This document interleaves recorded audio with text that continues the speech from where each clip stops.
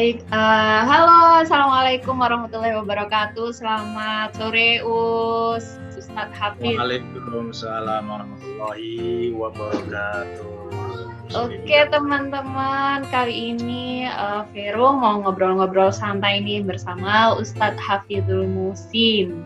Nah, Ustadz Hafidul Muhsin ini adalah Ketua DPW FKDT Provinsi Bali periode 2013 sampai sekarang ya, Us ya? Bener ya, Us?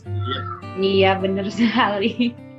Ya, terima kasih Ustadz Hafid sudah meluangkan waktunya untuk ngobrol-ngobrol santai di tengah pandemi COVID-19 ini dan telah mendukung Proker KKN DR 2020 IAIN Jember bersama saya Veronica Oktavina. Baiklah Ustadz Hafid, langsung aja nih, kita dari KKN DR ini kita kebagian dari 4 proker utama, yang mana salah satunya kita mengambil moderasi beragama.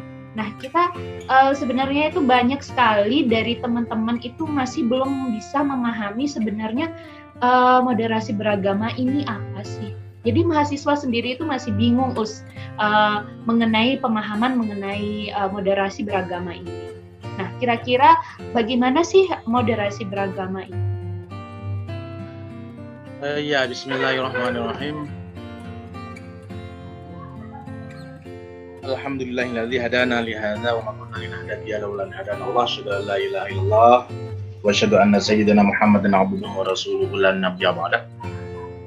Allahumma fassalli wa sallim wa barik ala sayyidina Muhammadin wa ala alihi wa ashabihi ajma'in, amma ba'd.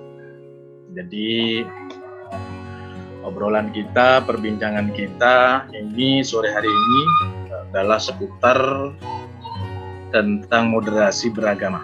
Iya, benar sekali.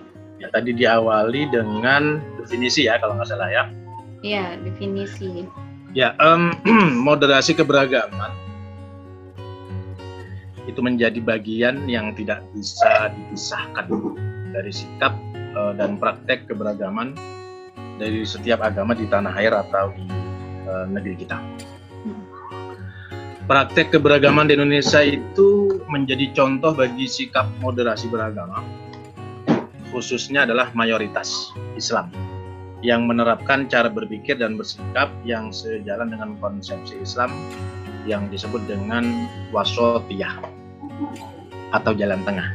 Di dalam Al-Quran, wa kadzalika ja'alnakum ummatan wasatan litakunu syuhada'a 'alan nasi wa yakuna ar-rasulu 'alaikum syahida.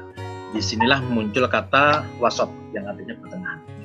Dan demikian pula kami telah menjadikan kamu umat Islam adalah umat yang adil dan pilihan agar kamu menjadi saksi atas perbuatan manusia dan agar Rasul Muhammad menjadi saksi atas perbuatan kalian. Kata moderasi itu definisinya tentu berasal dari bahasa lain, bukan bahasa Indonesia. Jadi dia bahasa Latin yang bunyinya adalah moderatio, yang artinya adalah kesedangan. Maksudnya adalah di sini ialah tidak kelebihan juga tidak kekurangan. Nah, kemudian secara bahasa akan sedikit kita mampu menganalisa lebih paham. Jadi secara bahasa itu artinya adalah yang dimaksudkan adalah bahasa KBBI ya. Moderasi itu diartikan adalah dia berakar dari kata yang berarti selalu menghindari perilaku atau pengungkapan yang ekstrim. Kata ini juga bisa dimaknai berkecenderungan ke arah tendensi atau jalan tengah, wasat tadi. Maka tepat kalau menggunakan kata wasatul litakun ada alanas wa yakuna rasul alaikum syahida. Nah, dengan kata lain, ini mungkin definisi secara umum moderasi beragama itu adalah cara pandang kita dalam beragama secara moderat. Apa isu moderat? Memahami, mengamalkan ajaran agama dengan tidak ekstrem ke kanan, juga tidak ekstrem ke kiri. Moderasi Islam dimaksudkan agar generasi muda memiliki sikap keagamaan yang inklusif. Sehingga jika berada di masyarakat yang multireligius, kita bisa menghargai, menghormati perbedaan yang ada dan bisa menempatkan diri secara bijak dalam interaksi sosial di tengah masyarakat. Oke, berarti moderasi itu jalan tengah ya, Us ya. Kalau kita pahami secara Jalan singkat, tengah. ya jalan tengah. Kemudian kalau kita gambarkan dari contoh realita itu seperti apa sih yang namanya moderat itu, Us? Contohnya adalah ketika non-muslim gitu, non-muslim itu dibahasakan oleh sebagian dari kita dengan menyebutnya kata kafir. Wow, mereka sangat sensitif. Sebagian mereka sensitif, nggak mau disebut kafir karena mereka mengetahui arti definisi kafir itu tidak bertuhan, menyekutukan. Kami bertuhan, kami punya Tuhan. Ngapain Anda mengatakan saya kafir? Akhirnya kan dicarikan jalan tengah. Bahwasannya kata kafir itu ya memang adalah istilah bahasa punya kita Islam dan sah-sah saja sebenarnya mengatakan demikian. Namun mengingat masyarakat sekarang ini tidak sama dengan masyarakat yang dahulu, tingkat sensitifnya itu luar biasa mendalam ya, maka akhirnya disiasati atau dibijaksanai dengan kata non muslim. Mereka lebih adem tuh, mereka lebih nyaman dan lebih bisa menerima. Kemudian contoh-contoh yang lain adalah bagaimana cara hidup toleransi, terutama di tempat kita ini di Iya benar, di Bali. Yang luar biasa banget nih, yang selama ini kita sudah hidup berdampingan, seiring sejalan gitu. Kalau dalam urusan-urusan kegiatan sosial kita insya Allah sampai sejauh ini nggak ada masalah. Pancasilaisnya, nasionalismenya, toleransinya, tasamuhnya di sini sudah jalan dengan baik. Kira-kira itu contoh, walaupun banyak contoh yang lain. Kemudian kalau kita lihat dari sudut pandang agama Islam itu sebenarnya yang dimaksud moderasi beragama ini seperti apa sih, Us, yang dianjurkan oleh agama Islam? Kita boleh bersikap moderat itu apakah ada batas-batasannya ataukah ada ketentuannya untuk bersikap moderat antara beragama misalnya terhadap dari Islam terhadap orang Nasrani, kemudian dari Nasrani dan sebaliknya, itu apakah ada batasan-batasan tertentu yang ditetapkan dari agama Islam sendiri? Ya, moderasi beragama bukanlah mengurangi nilai-nilai keagamaan mereka, justru malah memperkaya pemahaman masyarakat kita yang menjemu ini dengan keragamannya. Itu yang perlu kita ketahui dulu. Ada 2 poin penting ketika kita melihat moderasi Islam. Pertama, senantiasa adil, yakni memposisikan diri ke tengah, tidak condong ke salah satu sisi. Artinya pertengahan tadi. Nah, dalam konteks beragama, seseorang harus adil melihat berbagai sudut pandang, asalkan masih dalam koridor moderat.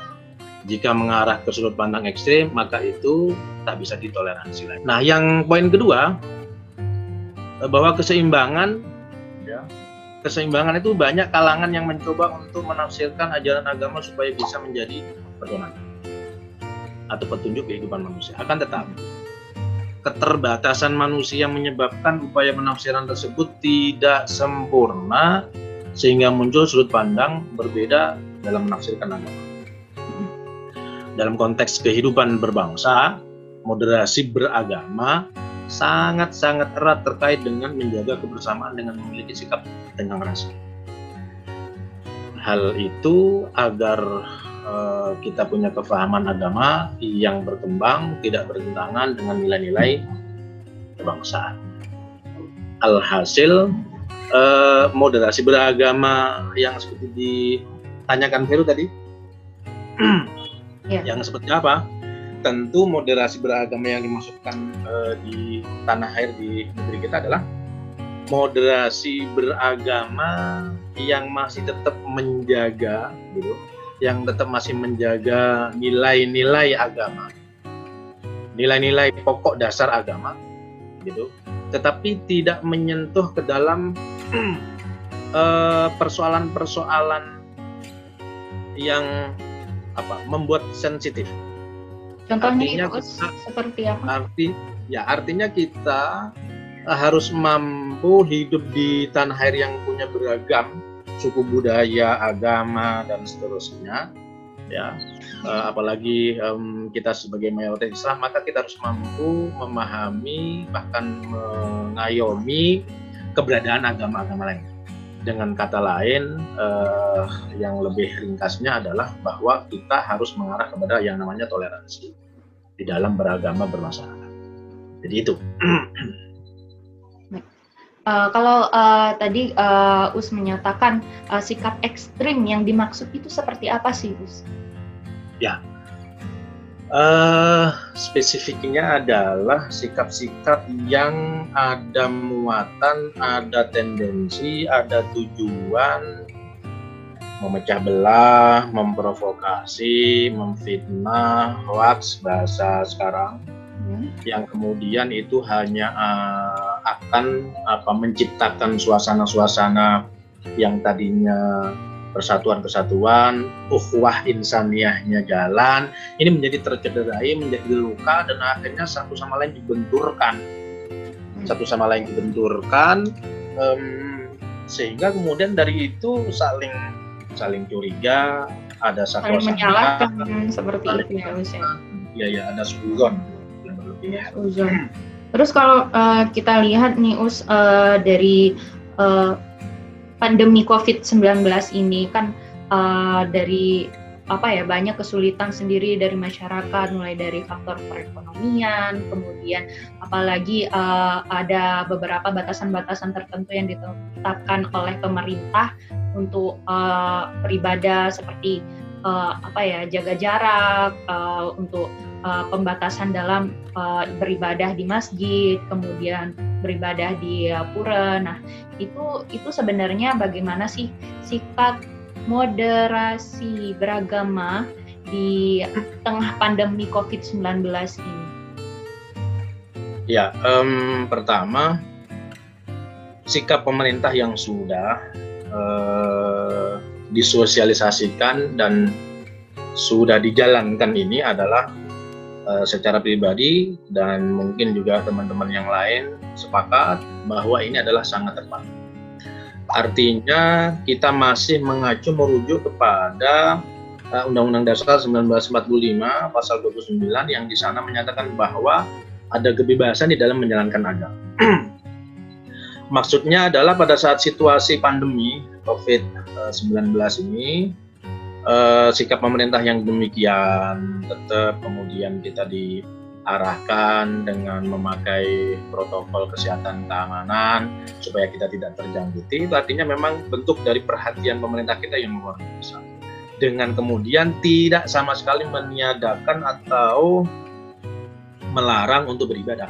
Artinya kita masih dibolehkan kok untuk beribadah, tetapi dengan cara-cara yang tidak sampai kemudian saya ingin mengatakan melanggar koridor aturan-aturan kebijakan pemerintah yang itu akan merugikan diri sendiri, merugikan orang lain, dan merugikan secara umum adalah negeri kita. Nah,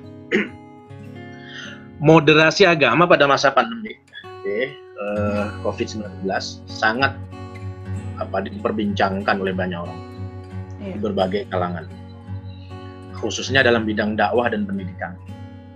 Moderasi di sini bukan bersifat ekstrim keras, tetapi lebih mengarah kepada moderat tadi. Moderat di sini adalah seimbang, dan tidak melampaui batas keaslian atau batas kealamian manusia. Nah, moderasi agama dalam dunia dakwah di sini pasti tentunya ke arah agama Islam.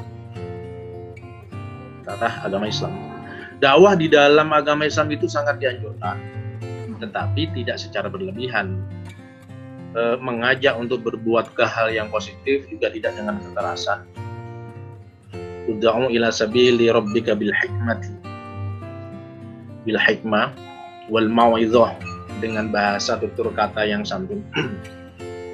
Wajadilhum billati hiya ahsan, dengan cara-cara pendekatan yang baik.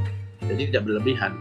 Mengajak berbuat ke hal yang positif juga tidak dengan kekerasan, tetapi dengan nasihat. Itulah yang dikatakan Islam itu moderat. Sedangkan di dalam pendidikan juga dituntut untuk menyampaikan dan mengajarkan dengan cara yang saling toleransi, tasawuf, penuh kasih sayang dan tidak membeda-bedakan. Islam perkenalkan dengan rahmatan lil alamin. Nah, itu yang menjadi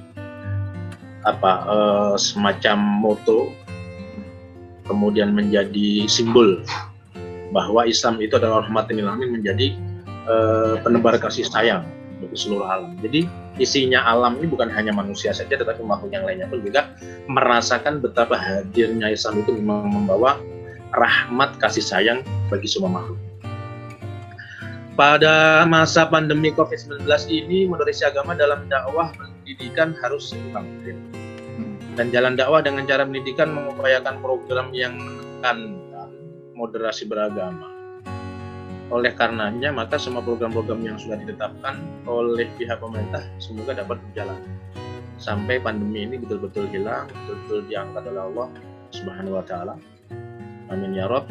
Dan mudah-mudahan kita semuanya bisa cepat keluar dari situasi yang mencekam, situasi yang tidak membuat kita nyaman. Kira-kira seperti itu. Iya. Baik Us, ini kalau kita melihat realita yang berada di lingkungan kita sendiri, terutama kan di Bali ini. Nah, kita bersanding dengan agama yang lain. Nah, itu ada beberapa konflik yang terjadi di tengah pandemi seperti ini. Misal seperti waktu itu yang terjadi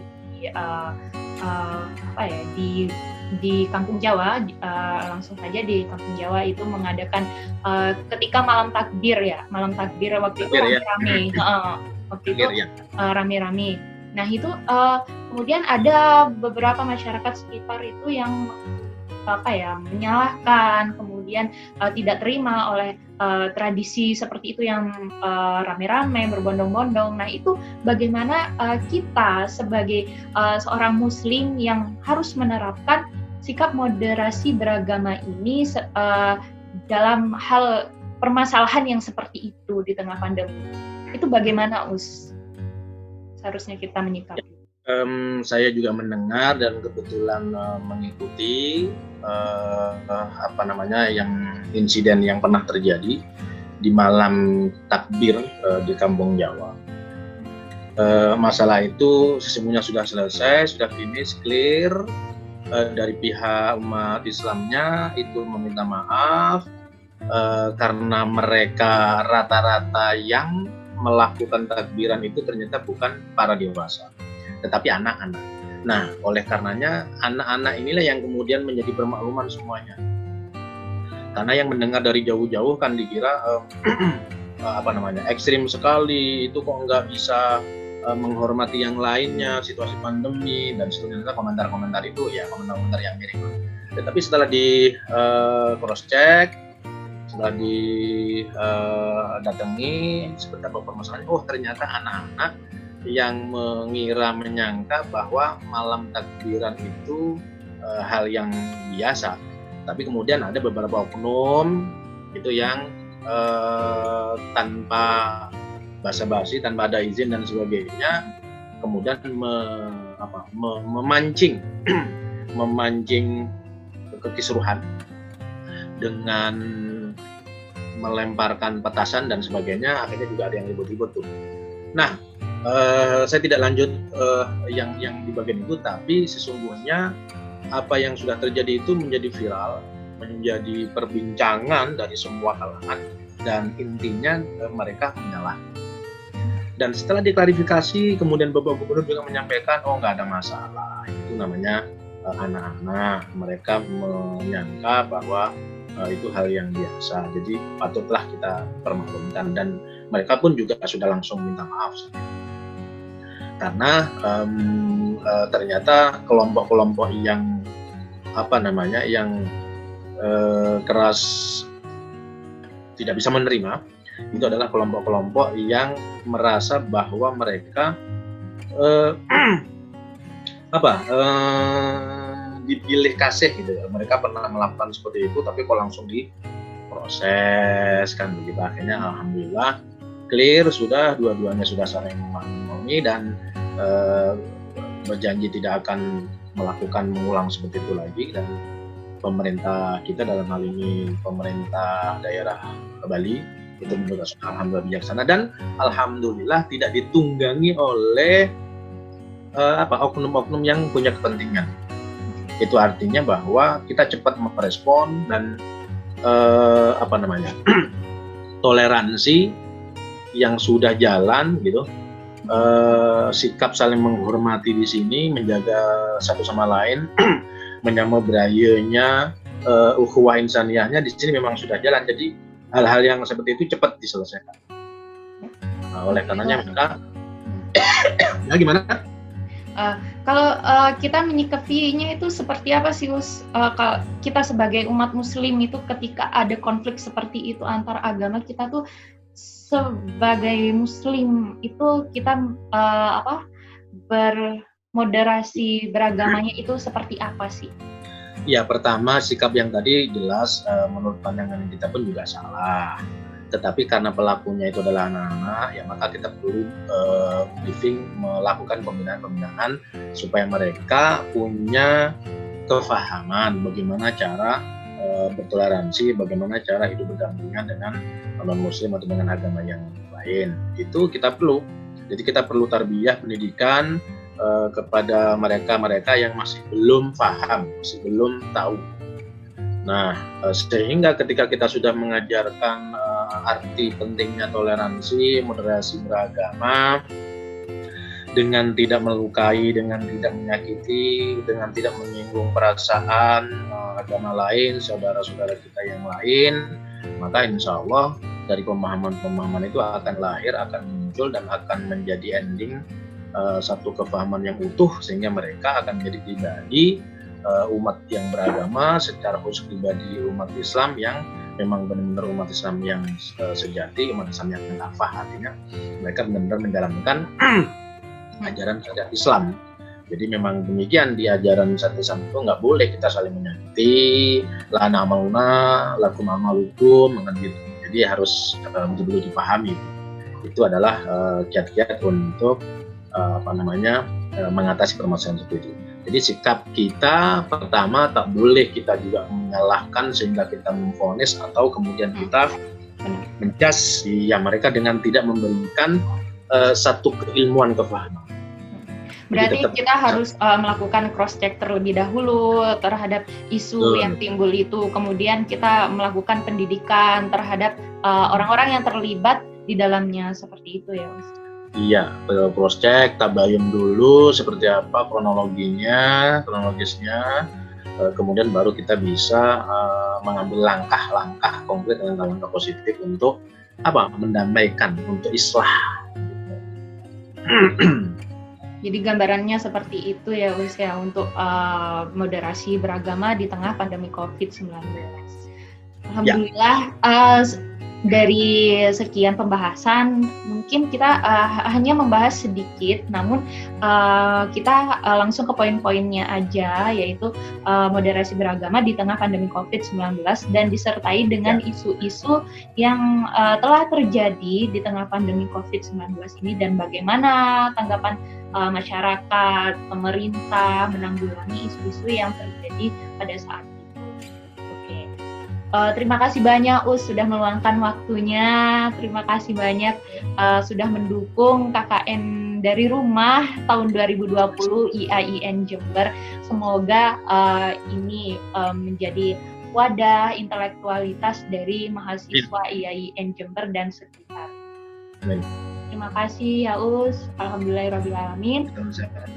Baiklah teman-teman, mungkin sekian diskusi online. Kita bincang-bincang santai di sore-sore, namun bisa kita share nanti melalui Instagram, Facebook, kemudian YouTube, dan lain sebagainya. Untuk teman-teman bisa request melalui kolom komentar atau langsung chat melalui DM atau Messenger. Oke. Terima kasih, Us. Terima kasih banyak.